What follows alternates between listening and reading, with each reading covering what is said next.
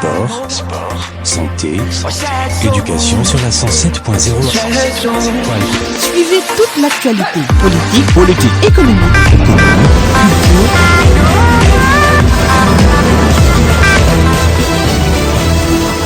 midi et demi jot na fii ci suñu studio asalaamaaleykum mbokk yi safoo déglu seen rajo Alkuma dal leen ak jàmm ci xibaaru digg bëccëg bi ñu wax leen li fi gën a fës. li gën a fës ci xibaar yi chef de service régional bu commerce Bakary Ndiaye mi ngi dalal xelu askan wi ci denrées alimentaires yi mi nga xamal leen benn stock bu sécurité dina daal di am ci niveau national bi étudiants yay sénégalais yay yeewoo ca France jamono bi ñi ngi ci njàkkarte bu métti bu ñu sukkandikoo ci Baba Cissé gouverneur bu région bi daal nay fas yéene jël ñaxtu askan wi jébbal ko ci kilifa yu mag ñi tàggat yaram moom la ñuy buuree suñu xibaar digg bëccëg bi di ngeen ci ànd ak Awa Keita mu faram fàcceel leen ko mbokk yi ponk yaa ngoog bu ngeen taaxirloo tuuti ñu yaatal xibaar yi. ginnaaw bu ñu leen nuyoo yéen mi safoo déglu seen rajo Alkuma bisimila leen ci xibaaru digg bëccëg bi niñ leen ko waxee sooke gu métti yi ginnaaw bu ñu ko sukkandikoo ci denrées alimentaires yi moom Bakary Ndiaye mi ngi dalal xelu askan wi bu ñu sukkandikoo ci ay kàddoom mi ngi xam ne amul benn raison bi nga xamante ne war nañoo tiit ci niveau national bi ndax benn stock sécurité daal nañu koy jël ba pare réserver ko mettre ko en place li ni mel fii ak ñetti weer dinañ daal di xam ne duñu manqué ba pare mi ngi xam ne importation bi ba tey mi ngi koy contenir te tamit amul benn menace bi nga xamante ne war nañoo tiital li ni mel mi ngi woo taskatu xibaar yi ñu bàyyi xel bu baax bañ a gën a yokk li nga xamante ne mooy tiitaange bi ñu teewlu Bakary Ndiaye chef de service régional bu commerce ci micro Maké Dañoxo. waaw loolu am la c'est vrai que produit yooyu yu bëri dañ koy jëlee bitim réew moo tax aussi dama ciy profité rek pour suñu agriculture au moins ñu profité ci occasion yi aussi dooleel ko bu ñu wax ne rek ñu ngi lutter contre le coronavirus jël lépp xëpp ko ci santé fàtte yenn secteur vitaux yu mel ni agriculture amoon na bi lu am solo la ci xeex bi foog naa santé bi ak agriculture bi la ñu gën a war a mën a dooleel pour que lu ñuy lekk au moins ñu mën koo amal suñu bopp autosuffisance en riz bu ñu doon wax xam nga tey yaa ngi gis njëriñ fu mu nekk nii commencé ngaa tiit suba est-ce que dina am ceeb wala du ma fekkoon li nga doon béy ndax ngay dundee nga xam ne magasin yaa ngi fees gañ fii ak 1 an soxlaatoo ba ngay bayaat ba beneen kii bi di ñor soxlaatoo ceeb pour dem jik bitim ko nga doo am inquiétude waaw foofu ndax loolu mooy njëriñam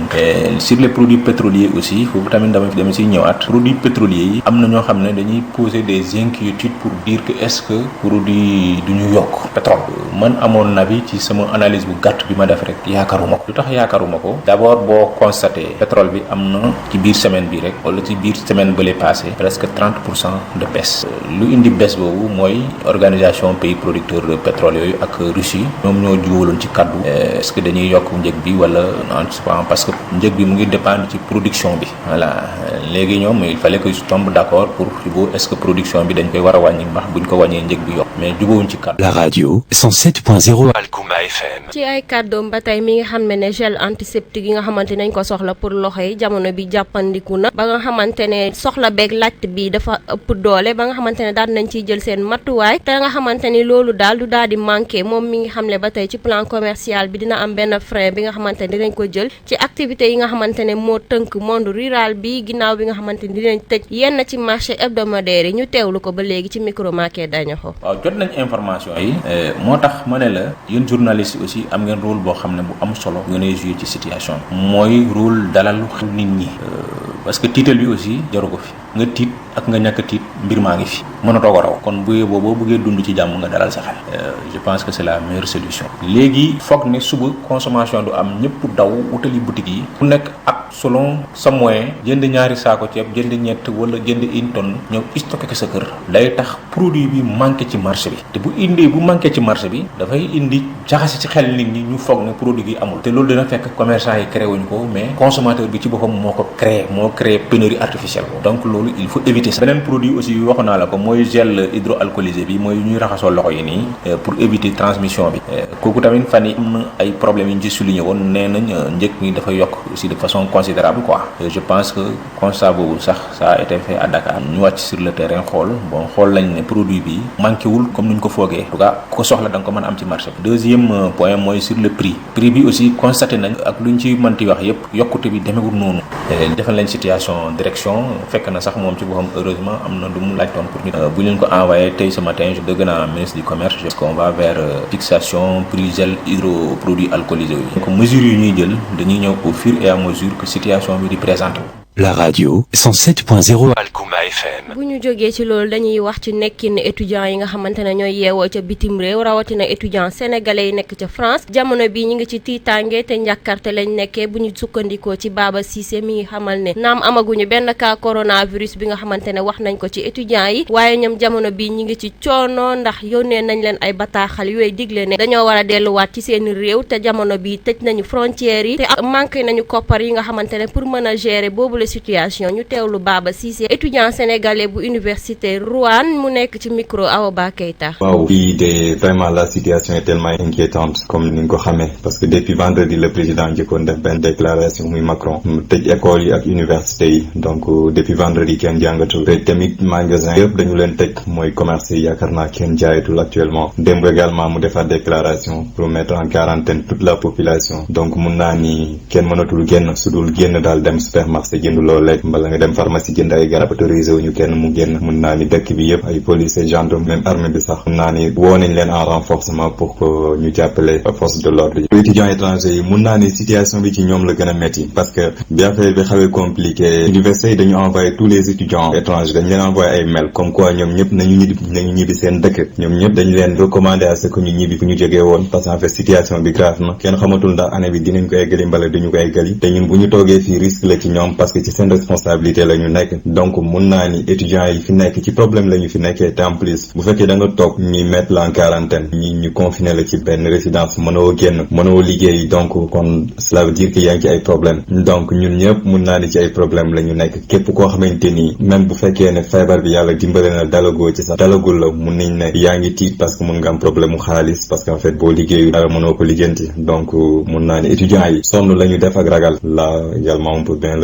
le confirmer sonn nañu ñoom ñëpp xaw nañu tiit vraiment ñu ngi sàkkuwaat ñaan tamit ci suñu mbokk yu nekk Sénégal yëpp. La radio 107.0 Alkouma FM. ginnaaw bi nga xamante ne amaloon nañ ndaje réunion comité développement bi ñu amaloon ca conseil départemental moom njiitalu dëkk bi Oumar Mamadou Baldé daal dinay xam ne dina daal di jël ñaxtu askan wi daal di koy jébbal kilifa yu mag yi ngir ñu mën a xam programme yi nga xamante ne njiitu réew mi Macky Sall ñu ngi koy xaarandi fii askan wi mën cee tàmbali ñu teewlu Oumar Mamadou Baldé gouverneur Tambacounda ci micro Awa Diko. mais également dañoo am parc Niokolo-Koba boo xam ne dafay accueillir ay touristes ak ay visiteurs yuy jóge bitim réew loolu yëpp nag nga teg ci aussi suñu proximité ak Madina Gounass dëgg la ñu ngi koy fàttali Madina Gounass territorialement Kolda la dépendre waaye boo xoolee flux migratoire bii di dem Madina Gounass wala bii di jóge Madina Gounass di ñëw 90% flux bi Tambacounda lay impact donc loolu aussi c'était important que suñu médecins yi ñu fàttali leen donte Gounass bokkul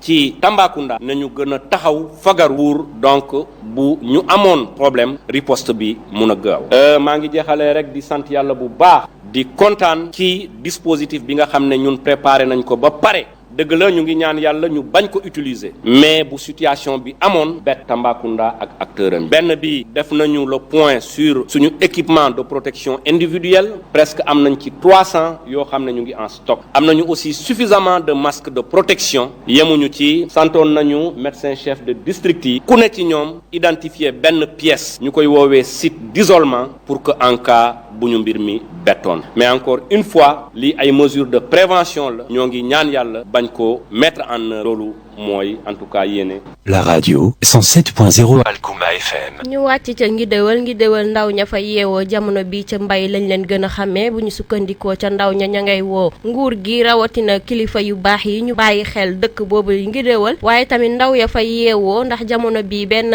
idée bi ñu am mooy ñu mën a dem jël yoonu tukki bi te xam nañ ne yoonu tukki boobu danger la ci ñoom mun ñu nekk benn ndaw bi nga xamante ne dañoo daal di lëngoo nekk benn dugguñu ci ay ñaawteef waaye tamit soxla ya bari na foofu ca Ngidéwal li ñu mel ni ñàkk liggéey gi waaye tamit lieu bi nga xamante ne mooy lieu de loisir fi nga xamante ne war nañ faa dajee saafonte waxtaan nekk ci jàmm waaye mu nekk soxla bi nga xamante ne ñor na ndaw ña fa yeewoo leneen li leen gën a soxal bokk na ñu bàyyi xel dëkk boobu di Ngidéwal jamono bi soxla yee bari nañu ñu ngi woo nguur gi ak autorités yi région bi ñu daal leen bàyyi xel ci lu jëm ci sukkali village boobu di Ngidéwal ñu teewlu Moussa Wat nekk président jeunesse bu Ngidéwal ci micro Soxna Dandio. ñu ngi jënd tamit ay ginaar di yar commencé di jënd ay ginaar di def benn place di yar bu màggee ñu dem ñu jaay ji loolu yëpp ñu ngi koy commencé di jël ay liggéey di courant bi ñëw na nag ñu ngi tabax ay fii di bëgg a wut ay machine waaw waaye yooyu yëpp bu ñu si gënoon a jàppale daal waaw moom moo ñu gënal bu baax la waaw loolu moom yàlla dimbale na ci ñun moom day ndaw yi bu ñuy départ di màgg rek ñi ngi dugg ci école yi français bi dañuy dugg ni nga amee classe tout petit même boobu tamit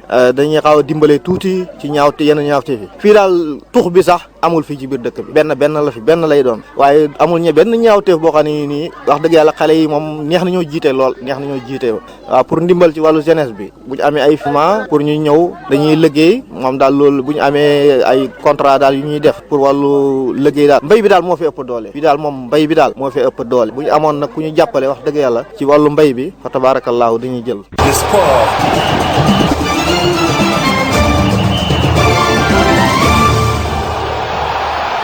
tàggat yaram dañ ci ànd ak Awa Ba Keita. Awa nuyu naa la. maa ngi lay fay soxna. loo ñu indil tey comme tàggat yaram. ñu wax ci tournoi de l'administration bi nga xam ne mu ngi doon amal fii ci région de Tambacounda. tournoi boobu nag mu ngi dajale woon liggéeykat yëpp te mu ngi woon dox nu mu waree waaye nag gis nañ ne jamono ji dakkal nañ ko ndax dañu bëgg a respecter mesures yi nga xam ne président de la république jël na ko ak arrêté bu ministre de l'intérieur bi ngir xeex lii di feebar bi di coronavirus fii ci réew mi. inspecteur régional des sports de Tambacounda monsieur Ousmane Diagne moom lañ ciy teewlu. tournoi corpo yi donc je pense que commencé woon nañ ko vraiment commencement bi neexoon nañu trop parce que gis nañ ni 16 équipes yi nga xam ni ñoom lañ prévoiroon pour ñu bokk ci dëgg yàlla ñoom ñëpp joxe neen seen engagement am na ñu bëri ñoo xam ne football neen seen i match parce que équipe bu CRD bi nga xam ni moom mooy équipe bu administration ak douane ñoom football neen seen 3 matchs yëpp waaw kon amoon neen yaakaar ni vraiment tournoi bi lu ci phase de poule yi xam naa ne suñu footballaatoon une semaine rek dafay jeex mais nag comme ni ma ko waxee léegi rek si nga xamee ni circonstances exceptionnelles des mesures exceptionnelles donc il y a une circonstance exceptionnelle donc le président de la République a pris des mesures aussi exceptionnelles en suspendant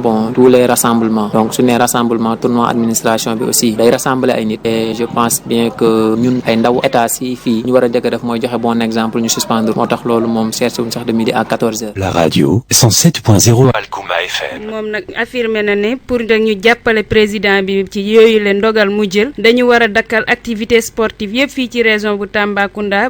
ba ñu joxaal leen beneen ndigal moom la ñuy teewlu ba léegi. donc je pense bien que décision la bi nga xam ne vraiment dañ koy saluer parce que c'est une décision responsable parce que ñëpp xam ne ni nit ñi fa ñuy dajaloo loolu virus bi daf ko bëgg pour mën a gën a law je pense bien que ce président jëlee mesure pour que ñu éviter rassemblement yi le ministre aussi de l'intérieur mu jël arrêté vraiment pour tamit ñu arrêter ces rassemblements je pense bien que ñun fii si wàllu Tamba aussi dañuy rek maanaam plier wu si décision boobu noonu wax ni sportif yëpp nañ toog seen kër championnat yi vraiment nañ suspendre problème bi réglé wu si nu mu gën a gaawee ñoo ngi koy ñaan pour que vraiment ñu reprendre aussi sport bi nga xam ne ñoo ngi ko doon def et nu ñu ko doon defee chaque jour. La radio 107.0 Alkouma FM. tàggat yaram ci suñu réew fédération sénégalaise de football bi moom annoncé na ne joxe na fukki millions ci francs ci suñu koppor may na ko comité national de lutte contre le Covid-19. benn nouvelle bu naqadi moo dal attaquant sénégalais bi di Souleymane Camara moom yaayam la ñàkk ni ki démb fële ca Dakar ci benn tali ñu ngi koy ñaanal yal na suuf sedd ci kawam. ñu wax ci sport ci bitim réew gannaaw bi nga xamee ne reporté nañ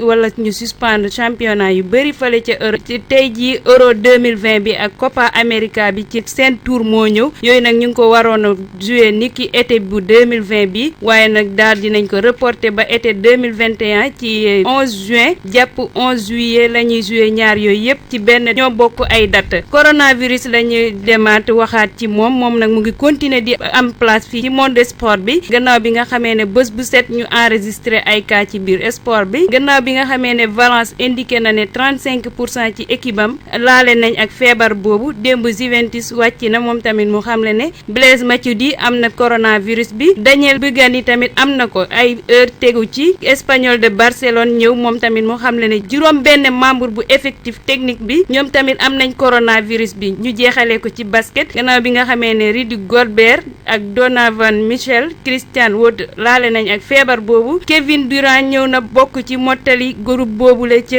basket ci coronavirus bi lii lañ fi amoon ci xibaaru tàggat yaram soxna. ñu ngi lay jaajëfal Awa ci yooyu la xibaar tàggat yaram mbokk yi ñu fàttali leen li gënoon a fës ci xibaar yi.